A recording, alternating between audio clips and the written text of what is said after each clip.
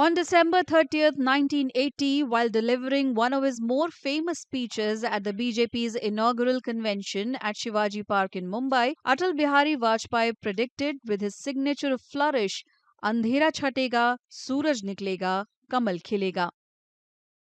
On his birth centenary, his words have aged well, with the BJP returning to power for a third straight term at the centre and the lotus in full bloom.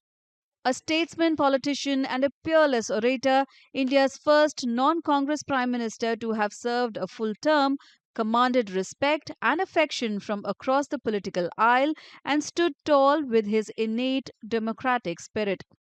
I would regard his prime ministership as an outstanding feature of his life. Every prime minister to be prime minister of country of at that time 130 million people would be there. It's not a mean job. He wanted to succeed in that job, do a few things on the economic, social, and political front. He never hit below the belt in parliament speeches.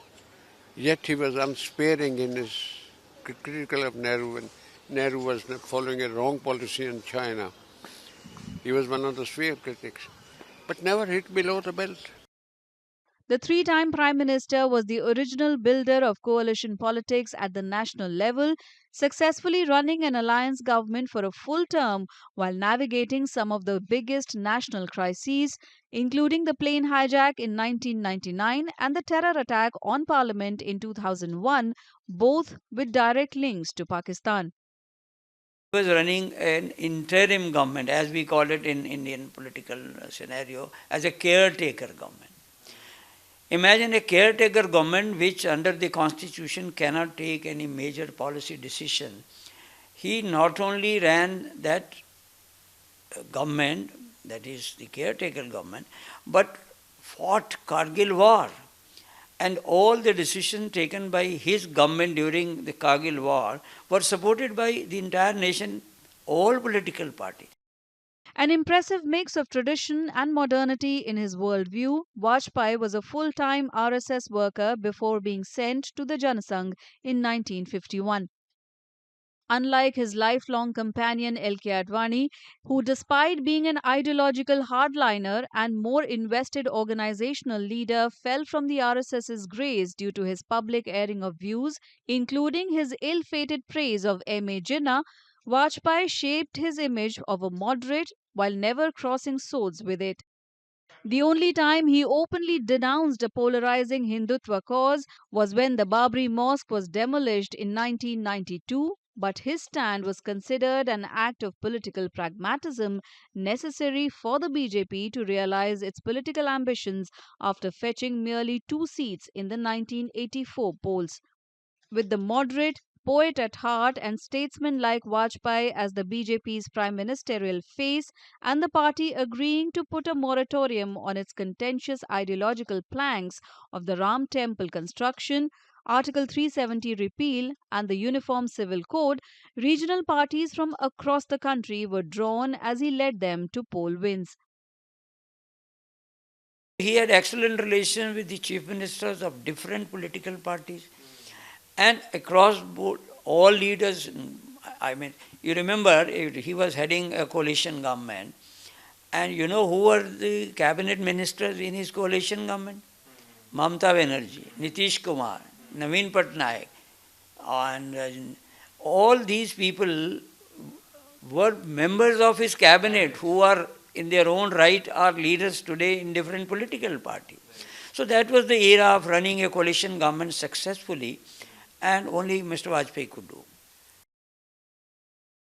During his second term as Prime Minister, Vajpayee ordered nuclear tests in May 1998 in a strategic move while at the same time announcing a moratorium on future testing. He followed this up with peace overtures to Pakistan. His passionate moves to improve ties with Pakistan resulted in his spectacular journey to Lahore in a bus in February 1999 and then hosting the Agra summit with Pakistan's President Pervez Musharraf in 2001.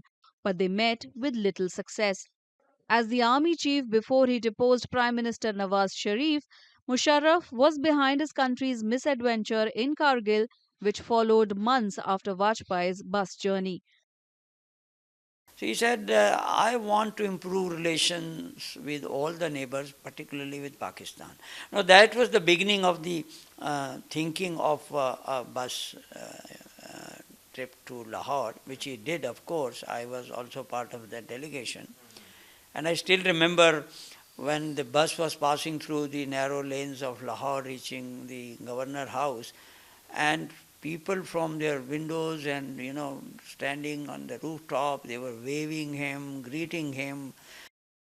However, Vajpayee's famous invocation of Insaniyat, Jamhuriyat, Kashmiriyat to resolve the issues afflicting Jammu and Kashmir won him lifelong admirers in the Muslim majority valley. Prime Minister Narendra Modi too recalled the phrase in his Independence Day speech in 2018 to reach out to people there. Third or fourth question was, Wazir Azam Sahab, ये जो आपने talks की बात की है कुछ दिन पहले, वो कॉन्स्टिट्यूशन के दायरे में होगी या बाहर से होगी? He stunned me also, his media advisor. He said, इंसानियत के दायरे में होगी. I tell you, no other prime minister could have given this answer. इंसानियत के दायरे में होगी. Now, who can? No contribution by me. We had a discussion, gone over many questions, in political sense, sorry. But it came straight from his heart, he meant it. He's still in the valley, he is remembered for this answer. People thinking media advisor advised him, no, not at all. This was not, I never thought of it. He never thought of it earlier. It came straight from the heart. Now, this is the kind of the man who became the Prime Minister of India. It was his boost to reforms, disinvestment, and infra projects that made the idea of 7 to 8% growth rate possible. However, the fruits of reforms came a little too late, and this, coupled with the BJP's political missteps, especially in the crucial state of Uttar Pradesh, and the Congress led UPA's harnessing of rural distress, delivered a shock defeat to Vajpayee in 2004 amid a decline in his health. His public appearances were limited. He campaigned last for his party in the 2007 assembly polls in Uttar Pradesh before slowly fading away from the public eye as dementia hit him. He died in 2018. The Modi government began observing his birth anniversary as Good Governance Day and bestowed Bharat Ratna on him in 2015. No, Mr. Vajpayee had become a legend in Indian politics much before he became the Prime Minister of India, because he had entered politics at a very young age as a student and went on to become a member of Lok Sabha in second Lok Sabha in 1957. We can imagine, and he was a great orator. So he became a very popular and prominent parliamentarian as well. A lifelong bachelor, he was first elected to the Lok Sabha in 1957 from Balrampur in Uttar Pradesh in India's second general elections. His maiden speech in Parliament impressed his peers and colleagues, including then Prime Minister Jawaharlal Nehru.